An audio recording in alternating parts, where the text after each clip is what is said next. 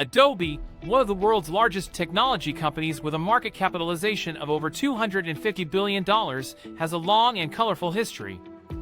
Adobe was founded in 1982 by John Warnock and Charles Geschke, two former Xerox researchers. Their first product was PostScript, a powerful page description language for printers. This enabled printers to produce sophisticated documents accurately and quickly. In 1989, Adobe released Photoshop, a program that revolutionized the field of digital imaging. To this day, Photoshop remains the industry standard for digital imaging.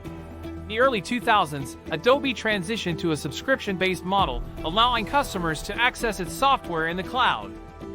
This model, along with its aggressive pursuit of the mobile market, have positioned Adobe as a leader in the industry. Adobe is continuing to innovate and shape the future of technology.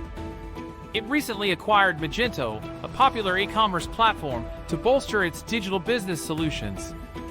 It's moving quickly to embrace the growing trend of augmented reality, launching its own augmented reality toolkit in 2019. Adobe is also investing heavily in artificial intelligence and machine learning, two fields that are becoming increasingly important in the technology industry. It recently acquired Sensei, an AI platform for creating personalized customer experiences.